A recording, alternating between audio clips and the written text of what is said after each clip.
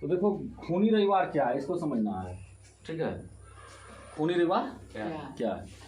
तो देखिए हुआ क्या कि 9 जनवरी 1905 ईस्वी को 9 जनवरी 1905 ईस्वी को रूस में वहाँ की जनता जो है सरकार के विरुद्ध जार निकोलस द्वितीय के विरुद्ध क्या कर दिया, क्रांति कर दिया। क्रांति करने का कारण क्या था इसको समझना है कि 1905 ईस्वी में रूस एशिया महादेश का एक छोटा सा देश से पराजित हो गया था।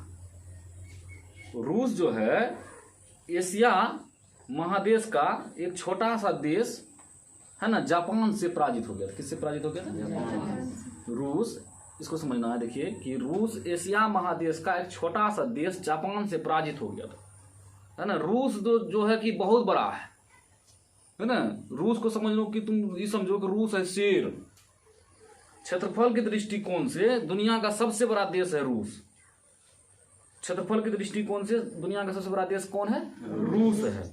और जापान जो है इतने ठोक है, ठीक है। रूस जो है एक बहुत बड़ा देश है। रूस को समझो तुम कि रूस शेर है और जापान जो है चूहा है।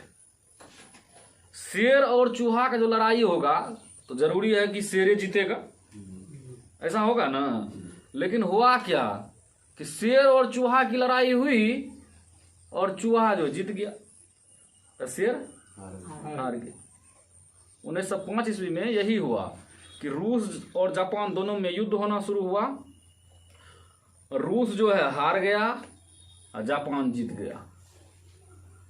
तो जनता जो है उसको समझ में नहीं आ रहा था कि भाई हम लोग इतने बड़े देश के नागरिक हैं और हम लोग हार रहे हैं।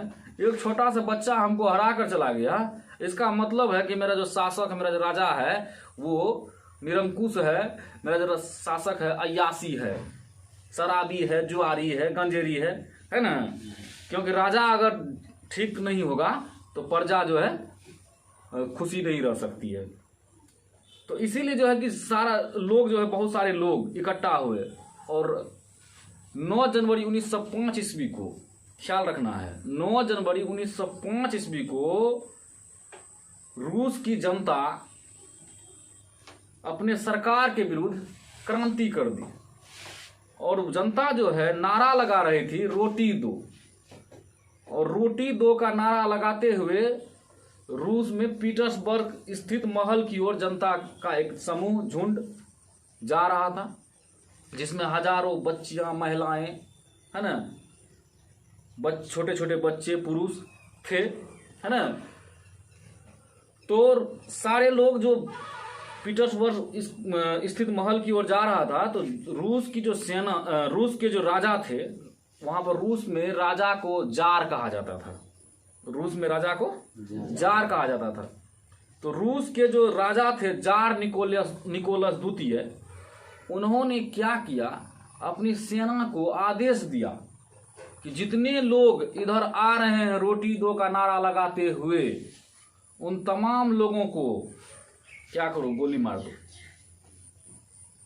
जितने लोग आ रहे हैं नारा लगाते हुए सभी लोग को गोली मार दो। तो 9 जनवरी 1905 ईस्वी को उस सेना जो है क्या किया, सबको गोली मार दिया, ढिसूम खत्म। जितना लोग उधर आ रहा था राजा से बात करने के लिए कि हमको रोटी दो का नारा लगाते हुए राजमहल की ओर आ रहा था, तो सेना क्या किया, उसको गोली मार दिया। तो गोली मारने के बाद क्या हुआ कि हजारों लोगों की मौत हो गई।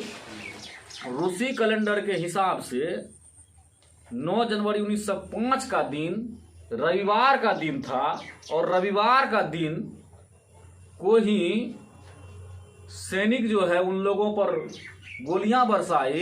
इसीलिए इस दिन को खूनी रविवार के नाम से जाना जाता है। समझ में आई बात, है ना। अगर क्वेश्चन आ गया परीक्षा में कि खूनी रविवार क्या है, तो लिखेंगे कि 9 ऐसे लिखेंगे, रूस जापान युद्ध में रूस एशिया का एक छोटा सा देश जापान से पराजित हो गया। पराजय की अपमान में रूस की जनता ने 9 जनवरी 1905 ईस्वी को अपनी सरकार के विरुद्ध क्रांति कर दी। वे लोग या जनसमूह रूस में पीटरबर्ग स्थित राजमहल की ओर रोटी दो का नारा लगाते हुए आ रहे थे, उसी बीच जार की सेना ने निहत्थे लोगों पर गोलियां बरसाई, जिसमें हजारों लोगों की मौत हो गई।